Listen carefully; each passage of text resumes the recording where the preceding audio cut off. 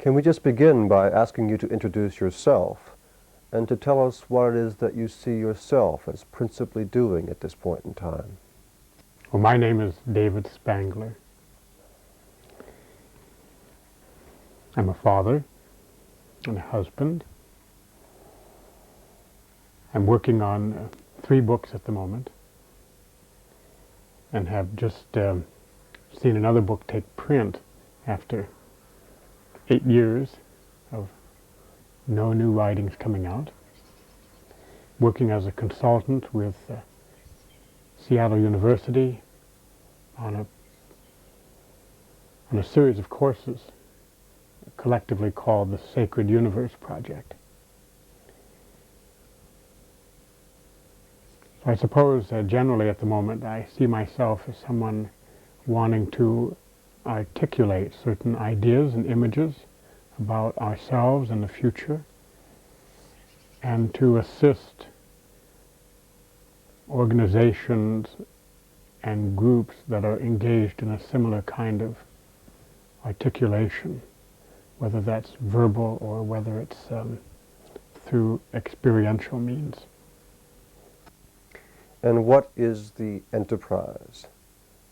What is it that you're essentially trying to accomplish?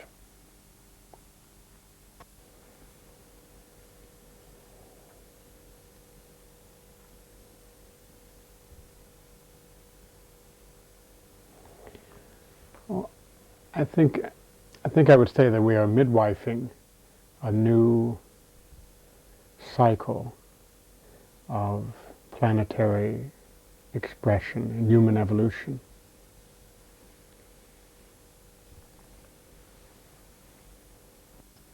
That's very interesting and evocative.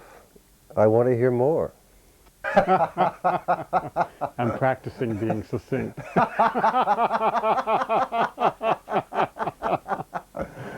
Well, that too is very interesting and encouraging, but I still want to hear more.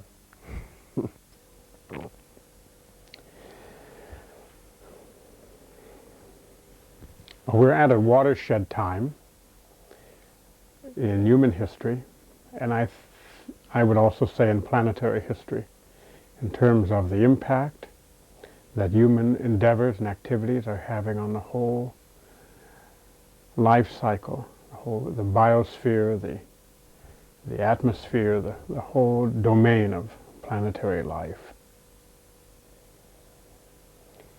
And it's evident that this watershed could move in ways that would make continued human civilization as we've come to know it very problematic, and could perhaps threaten human existence itself. Can certainly carries with it the threat of so altering the balance of biological processes and ecological processes on the earth that much of life as we know it would change, though I have no concern whatsoever that life itself would disappear. I don't feel life itself is threatened, but life as we know it is certainly being posed with a major challenge. For many beings other than the human, the challenge is fundamentally a physical one, an ecological one. For us, it is that and a challenge of consciousness, of attitude, of belief, of insight, of wisdom.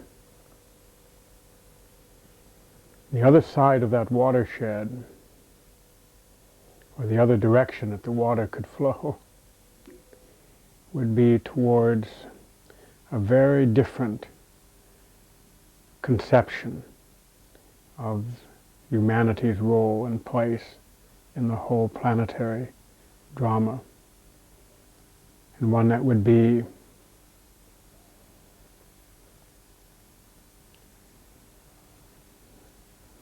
how do I want to say that? One that would be very supportive, not only of the continuance of human life, but of its movement into as yet unimagined domains of creativity and empowerment, but at the cost, again, of civilization as we know it. I think we're at a point where civilization as we're accustomed to experiencing it is at its end. Its death will either be a point of rebirth for us and our world, or it will be the end of us too. Depends on how attached we are to our civilizational forms, how much we identify with them and demand that they be that way in order for us to be human. That too is very evocative. But what sort of civilizational forms do you see coming to an end or being unable to sustain themselves? I think all forms, all forms that are based on images of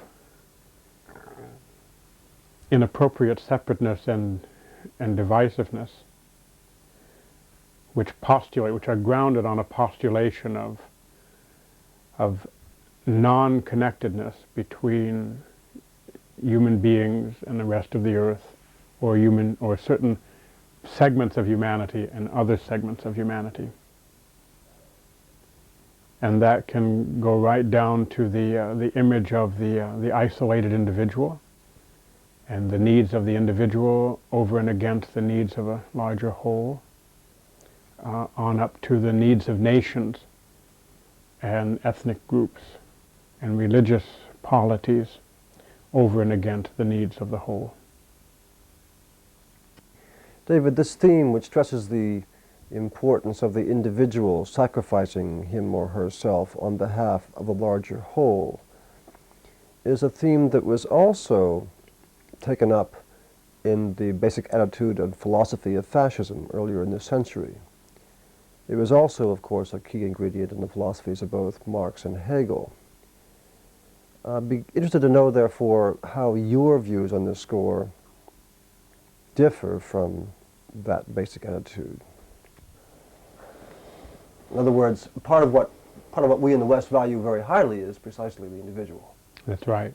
And the individual's fulfillment, individual's creativity, individual expression, and so forth. And do you see those, in any sense, having to change? I feel that our definition of the individual needs to change.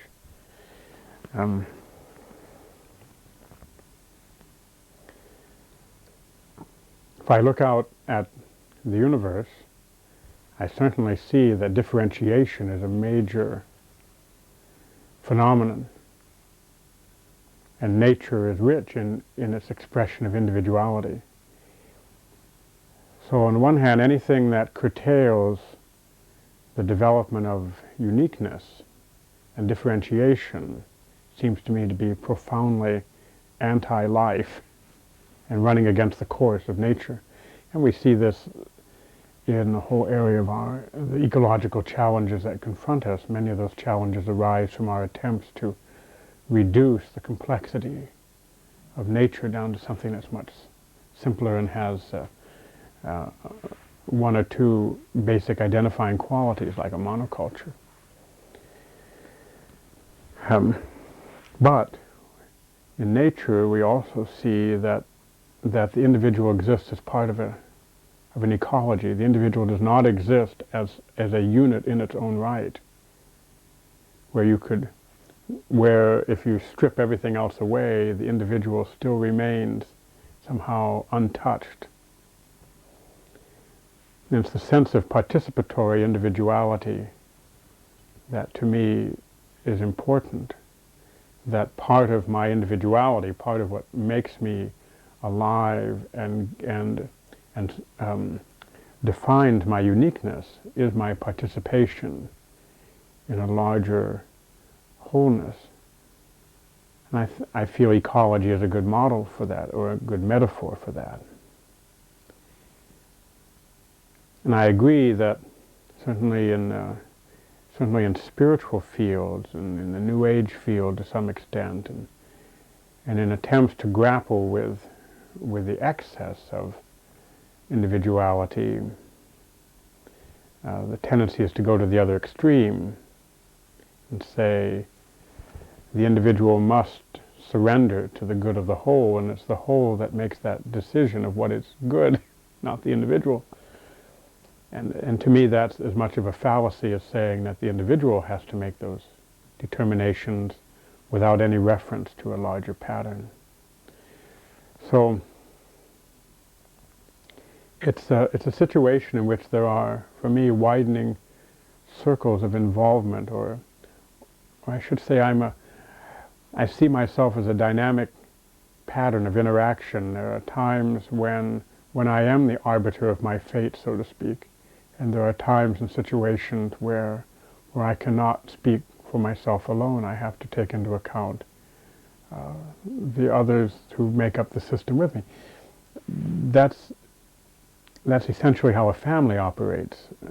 Each member of a family can be self-determining up to a point, or within certain situations and contexts, and there are other contexts where you have to act out of the good of the whole family. So, as a civilizational impulse, do you feel the West sort of suffers from the fallacy of misplaced uniqueness where the individual is concerned? Yes, I feel so. Actually, I feel that the kind of individuality that we have promoted in the West, especially in recent years, is itself very disempowering. It comes to a dead end. That in fact the individual finds himself or herself less capable of determining his or her destiny or environment than before. And living in the midst of American culture, there's a lot of talk about individual rights and individual freedom, but there's not a lot of expression of it, and not necessarily because of governmental restraints. It's just that there are powerful cultural restraints where certain waves, you might say, or certain patterns pulse through the collective, and people line up just like in a superconductor. What's the latest fashion? You can see television itself is a major element in collectivizing the culture, getting it to vibrate with certain common imagery. You know, I sometimes have the feeling that there are more lost souls in the West than there are even in what were once communist societies. That may be. I think that in general terms, peoples in Eastern cultures tend to experience themselves as much more a part of the collective. And although they have almost no sense of individuality compared with people in the Western cultures, they do nevertheless derive their identity and sense of purpose and vibrancy from the collective of which they're a part. And that almost defines their individuality as well. Yes. I don't want to, I can't speak to that out of my own experience. And I don't want to disparage the gifts of our Western heritage, which has been so championing of differentiation and of all the rights that come with it. But just something like this recent sex harassment hoo-ha with the confirmation of Judge Clarence Thomas to the U.S. Supreme Court, part of what that brought to light was the certain ingrained, unexamined assumptions about the individuality of women in a male culture, particularly in a very male-dominated government. And it's not so much that we in the West have perfected by any means the experience of individuality. I think we struggle with it all the time, and at every opportunity try to suppress it through schools, through government, through peer pressure. We have this love-hate relationship with individuality, and it tends to produce very distorted forms. So I feel the West, the gift of the West, is to honor the individual and to recognize that there is something there that is irreplaceable and that is unique and manifest a sacredness that in which the world is lessened if that is lost, if one person is lost. And at the same time, we're very uncomfortable with some of the implications of that. It's okay for me to be unique, but I'd rather that other people not be, or at least be more like me. David, you spent a number of years here in the Findhorn community, particularly in its earlier formative stages. And I wonder whether you see your current work as being a kind of outgrowth or extension of your work here, or whether you see it as being qualitatively distinct from that time. Well, my work fundamentally grows out of experiences that I had as a child, mystical experiences, which gave me a sense, a perception of a sacred dimension within the world, within ourselves, but one that is not separate from the world. It's not, I don't at all see it in any traditional hierarchical sense. It interweaves. So I don't have a sense of God and the sacred dimension being something that I have to progress through levels to get to, and the earth is somehow down here at the bottom. But I definitely have a sense that this dimension is very accessible to us, and it is overlaid. It's overlaid by images and preconceptions and beliefs and patterns of all kinds. So as far back as I can remember, what I've been most interested in is finding ways of going through that overlay. Having spontaneously gone through it, I know what's there on the other side, but then working out ways to go through it consciously is a whole other issue. So part of my interest has been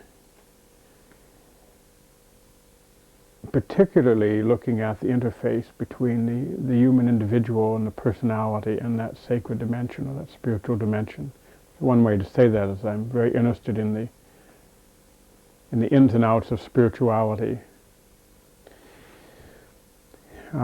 Looking at various techniques and approaches and cosmologies that have evolved over the centuries, whether they are religious in nature or whether they're esoteric in nature. I find in all of them that I have studied and worked with patterns and images that I can resonate with and that feel very useful to me. But I find a lot of overlay or a lot of biases in certain directions, like, for instance, the Western mystery tradition or esoteric tradition tends to be it's very patriarchal in many instances, though not all, and it's very hierarchical. And there are just things about all these traditions that seem to me inappropriate for the world we're moving into, because the spirit of that, part of what I experienced as a child was the spirit of that new world, that new civilization. That's different for me than saying I experienced it prophetically in terms of its forms. Most of the time I have no more sense of what form it might take than most other people do. And I approach that the way anyone would, study or read or experiment. But I have a very deep sense of the mystical body of it, of the inner life of it, what it would seek to express. When I came here to Findhorn in the early 70s, I felt this was one of those places on the planet where that spirit could be worked with in a very conscious and deliberate way in an environment that was consecrated to that. with the understanding, and this is very important, that the object of the spirit is to incarnate, to be realized through the flesh, so to speak, through the way we eat and cook and raise families and have relationships and build buildings and all of that. That was one of the things that I appreciated about Findhorn. It's very grounded. So my work since then has not so much been determined by the time I was at Findhorn. Findhorn really fit into a much larger pattern of what I call my work, which for me has been working with the interface between the spiritual worlds and the sacred dimension on the one hand, and everyday life, ordinary life on the other. So that continues for me. In the early 80s, I came to a point where I felt the amount of travel and lecturing I was doing was actually getting in the way of my sort of doing it. I could see a situation arising where I was becoming a circuit person, a workshop lecture person, but I wasn't necessarily doing it. So it was important to me to pull back from the public, and that was when my family was starting. My first child was born. So family became my mystery school, you might say, for about 8 years. But now I feel it's time to re-engage with a public work in a more deliberate fashion than I have for about 8 years. And that's partly what brings me back to Findhorn. I think that Findhorn will be part of that for me. Can you say more about what it was that re-engaged you, or what moved you to reconnect with the larger world? I feel that it was a shift in my own spirit, just like breathing in and breathing out. At a fundamental level, it's just as simple as that in the early 80s I could feel my energy going inward, and so I deliberately disengaged in order to follow that stream. And about 1989, I could feel my energies shifted, just like they had reached a point, and now we're moving back out. So I've been slowly re-engaging. Each year I re-engage more. But that it wasn't anything out in the world so much that did it. But coincidentally, with that shift of energy, opportunities for a larger engagement began to develop. So, David, I wonder if you could say a few words about what you understand by the term spirituality, and particularly perhaps how we might distinguish it from religion.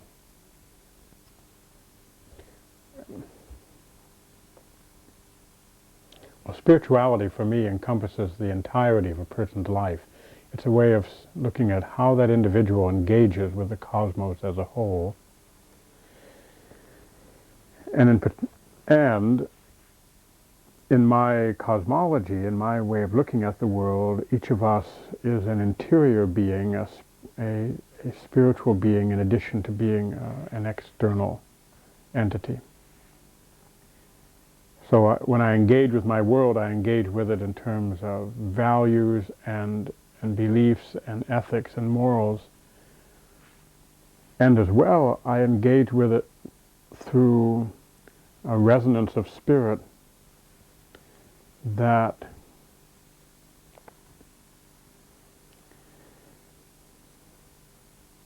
carries with it this question for me, that is, in what way does my presence in the world make possible the opening of new pathways through which God may be revealed? And spirituality to me is a way of describing a natural relationship that we have with the world or with each other. I could put it in human terms. If I engage with you, in what way does that engagement empower both of us? So that out of that engagement, however brief, we come away more than we were than when we went into it. If I only deal with the world in terms of its surfaces and its appearances, that dimension of empowerment is lessened, if not lost, in different circumstances. So if I deal with this pillow as a pillow, it's just something to put my head on or support my back. But I can also recognize that this pillow is itself an embodiment of a spiritual energy. Can I relate to its interiority? It's hard for us in the West now to think of a pillow having an interiority. We can think of it, we're just beginning to think of it in terms of plants and animals as having some intrinsic inner value beyond their utilitarian form. But spirituality to me is a way of working with the inherent spirit or interiority or life within all phenomena. Understanding all phenomena to be an expression of an essential ground of being. And religion, on the other hand, is more a slice of that. It's a way of looking at that interiority in its own, for its own sake and in its own domain, so to speak. And it looks,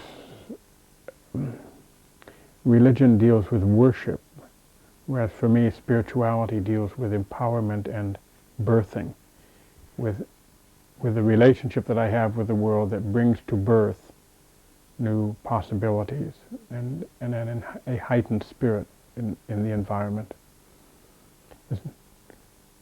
And the two obviously overlap, but in its worst form, or in its most limited form, religion simply devolves into a set of mental constructs and emotional resonances around particular cultural images, and becomes a kind of feel-good support mechanism. But it doesn't necessarily have any transformative value at that level. And spirituality to me is inherently transformative, even though the transformations may be no more than just a quickening of one's appreciation and love for the place where one is and the work one is doing. But on the other extreme, religion can encompass that as well. I mean, when you get into the mystical side of religion, or even into its more powerfully devotional and imaginary aspects, it also is one of the carriers of spirituality. But I feel the distinction is important because business can be a spiritual path, family and the home can be a spiritual path, science can be a spiritual path, engineering can be a spiritual path. As long as I confine spirituality to religion, then I have greatly impoverished the rest of my human domain and separated it from its natural roots. You've spoken of spirituality as having to do with the interiority of what is. Does that suggest a certain quality of being, or is it more nearly a question of trying to get to quite literally the core of what is, which, as many spiritual texts suggest, quite literally is spirit, and working from there? Well, I feel it encompasses both. So part of my spirituality would definitely be working with the quality of being, the quality of life that arises between us. In a sense, every level of activity has its own correspondent to spirituality. You could say that exercise is a form of physical spirituality. Sexuality is a form of physical spirituality. Things that enhance the empowering emotions between us is a form of spirituality. Things that clarify thinking between us is a form of spirituality. But encompassing that is this deeper drive inward to say, behind the phenomena is this core, as you say, a core of spirit. However, traditionally, it seems to me, and even with a lot of new material that's come out in the past couple decades, the implication is that the core is real, the phenomena is not. So we want to go to the core because we want to go to reality and not get trapped in illusion. And I agree there's a truth to that, but that's not really how I see it. To me, I want to go to the core because that illumines and heightens my experience of the phenomena and makes it more precious, not less real. To me, everything is real. In my cosmology, there is no sense of something being illusory, though certainly I can recognize we can see things differently than they actually are. But I wouldn't establish a value system and say, my body is unreal, but my spirit is real. Therefore, whatever you do to my body doesn't matter because reality is in my spirit. I don't feel that. David, what do you understand to be the connection between spirituality and ecology? Depends, I suppose, on how I think of ecology. If I think of ecology at a level of conservation, then depending on how I approach that, that can be coming out of a sense of compassion and caring or out of a sense of just ordinary management. But I'm managing natural resources according to a more benign set of laws and relationships than if I'm just out strip mining and whatever. But what ecology offers is a realization that in an ecological system there are only participants, there are not observers. So if I want to understand an ecology, at some point I have to get into it, I have to live in it, I can't just take pieces of it out and look at it. And spirituality is that way for me. Spirituality is a participator sport. It's not sort of going to some other level and standing back and just observing things from the realm of spirit. I feel that the way we come to understand spirituality will probably, I would say almost certainly, be heavily influenced by an ecological perspective. But I wouldn't say the two are identical either, because again, there's an aspect of spirituality that does try to go to a core that is more than just the sum total of the phenomenon that it supports. And ecology is still dealing at a phenomenal level, though I'm now dealing with it in a much more holistic and participatory way. Carrying that on a bit, one of the most conspicuous features of planetary culture, really, has been the growth of the green movement. Over the past decade, significant figures in this movement, including many people in the churches, are stressing the importance of connecting spirituality with the green movement, almost to stress the way in which it serves as kind of metaphysical roots. I wonder if you could say a bit about what you see to be the connection between spirituality and the green movement. Well, let's say that you are a politician of the old school, and you were in your pre-political life an industrialist. You have gained a vast fortune. You own many factories and power plants and whatnot, and you decided to go into public service, and you are now a politician. And along comes someone from the Green Party, and he says to you, Sir Doudna, you having been knighted, you see, for your Sir Roger, everything you stand for is wrong.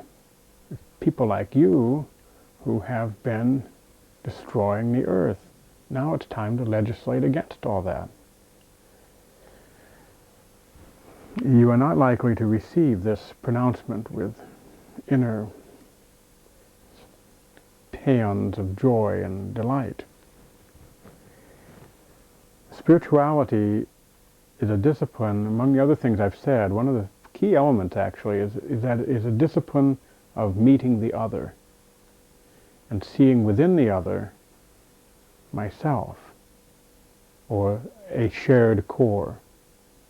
So I can come to you and say, we are very different in how we approach our relationship to the earth. Chances are that perhaps you have thought of yourself as an enlightened industrialist, and certainly in all the critique of the industrial society, we forget that 200 years ago, the Industrial Revolution was the image of the New Age. We basically have fulfilled the dreams and desires and visions of our ancestors. It just turned out to be more nightmarish than we thought. So you represent a tradition that was to its time what I represent to my time. And there could come a time 200 years from now or 100 years from now when the whole Green Party would be perceived as a major obstacle to human well-being and planetary well-being. So by bringing in a spiritual dimension, that doesn't mean to me bringing in beliefs and dogmas. It means bringing in a discipline of recognizing that you have an interiority as I do. The spirit that animates me animates you. Can I connect with you at that level so that even though I see our differences and we're going to have to work with those differences, I'm not approaching you as an adversary. I'm not approaching you as something outside the ecology. Politics, to me, gets into a frame of mind which metaphorically is like an ecology where the desert and the swamp and the meadow and the forest are all fighting each other and each saying, we are the only ecology that should exist. Everything should be forest or everything should be swamp or everything. But a healthy ecology can require all of those. Trees provide certain functions and marshlands and wetlands provide certain functions. Part of the challenge for me of the Green Party is that it has the right ideas, but it has incarnated them through very traditional adversarial forms. And now when it says it's time to bring in spirituality, what I feel that means is it's time to discover non-adversarial strategies. It's time to discover non-adversarial attitudes so that even if we contest, I don't have to be an adversary to contest you. I don't have to have an inner sense of you are my adversary to contest you. I can stand for what I feel is right and push for it. I feel that's very important. I feel the Greens will be just as good and bad a force for the future as any other political party until and unless they can embody that non-adversarial spirit. Well, it's certainly my impression that many of the people who have come into the Green Movement do so from an essentially non-adversarial perspective and value system.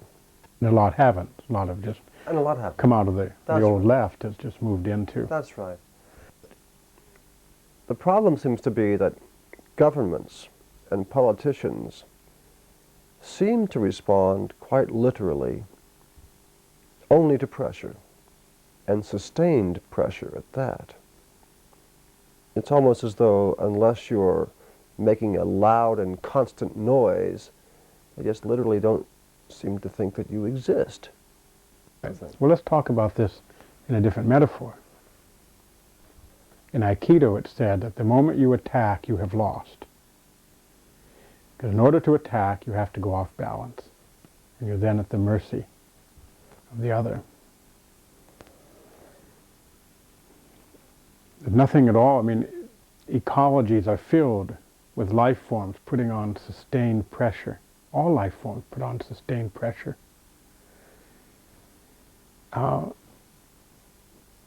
They are expressing the life force inherent in them, but the fact that the beech tree is growing in the same place as an elm doesn't necessarily mean that the beech tree is adversarial to the elm.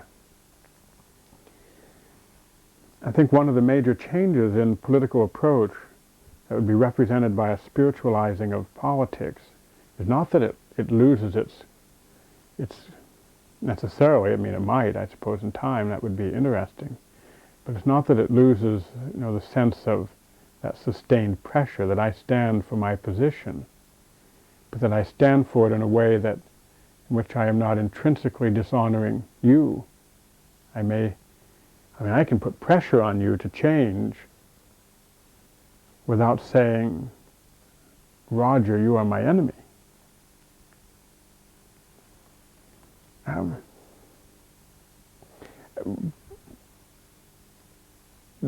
This may sound, I suppose, naive, but I don't feel that it is, because it's been my observation over the years, though not so much in the field of politics, that when people get into positions that are adversarial, they themselves are the victims of a loss of power, because they're no longer at center. They just can't center well with that attitude, and so they become as manipulable as anyone else in the system.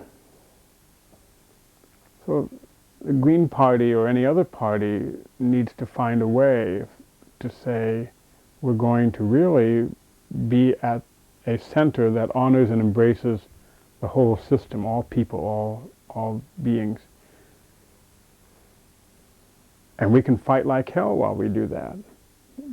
But we're fighting out of a place that is not, where we're not falling out of balance because of our own misapplied passion.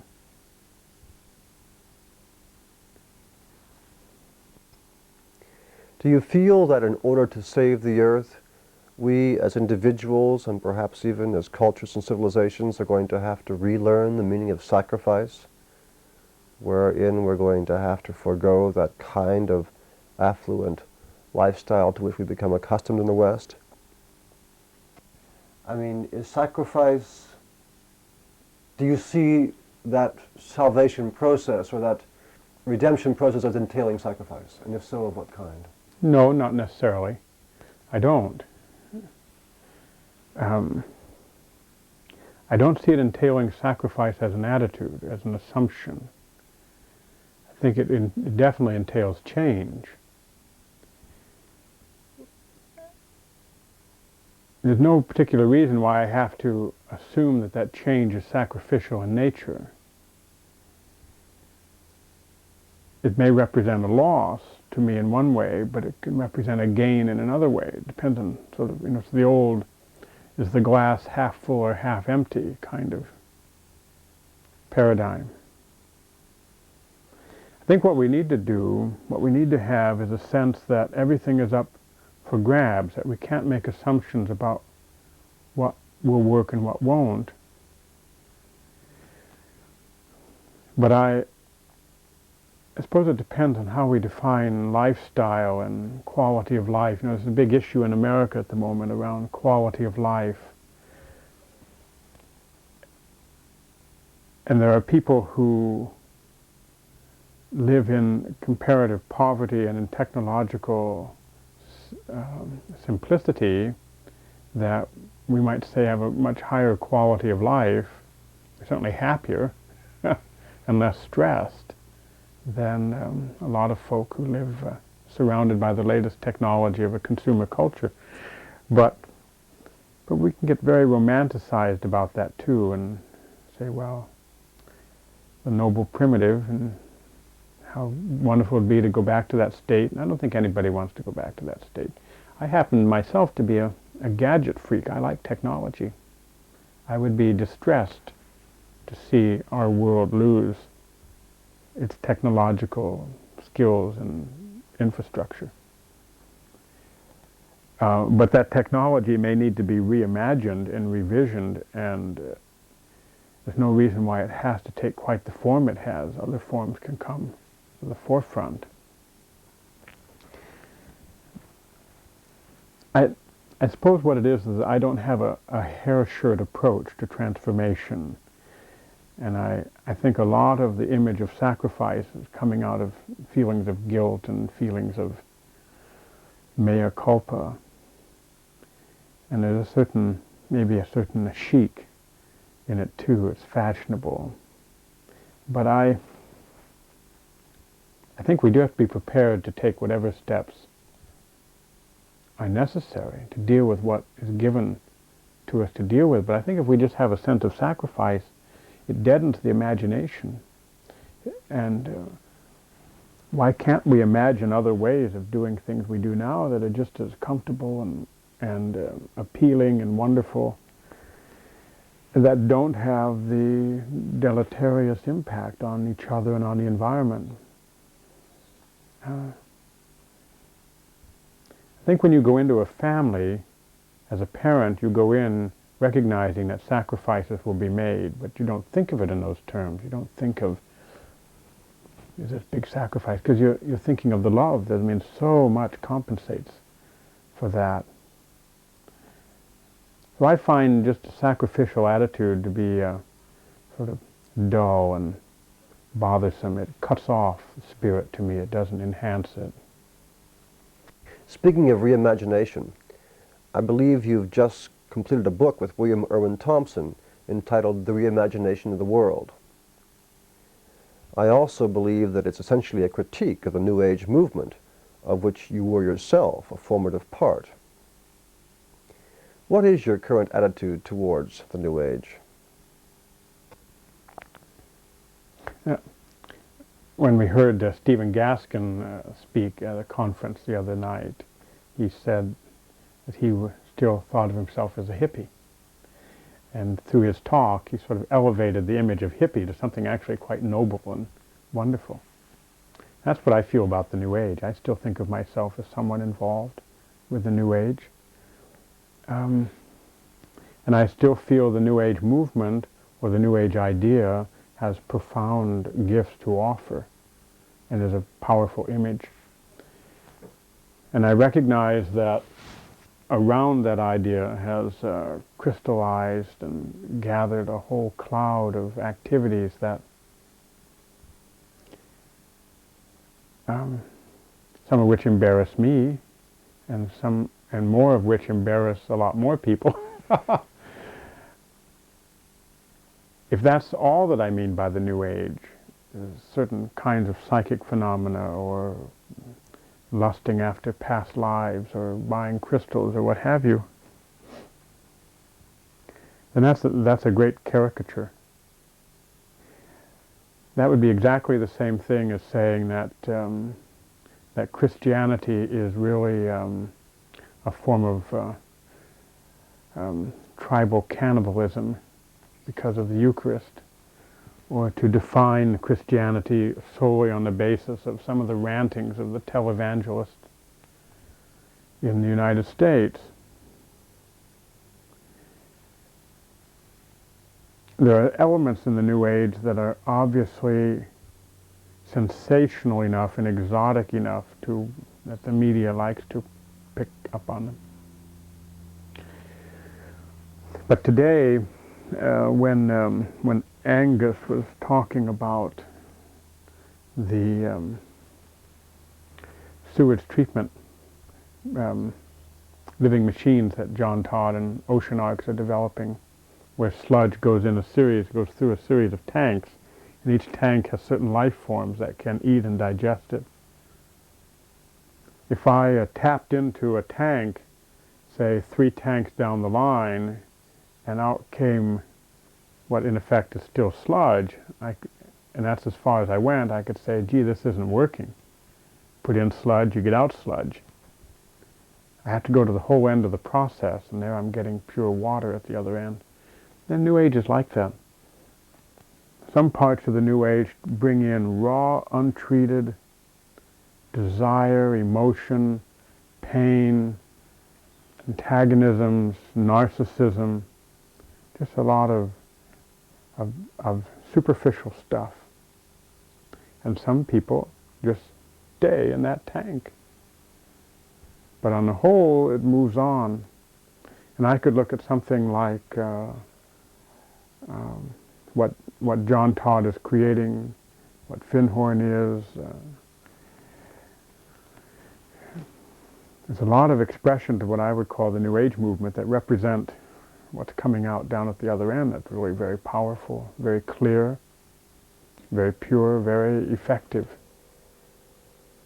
But I remember when I first heard about the New Age and was first discovering that there were all these possibilities out there.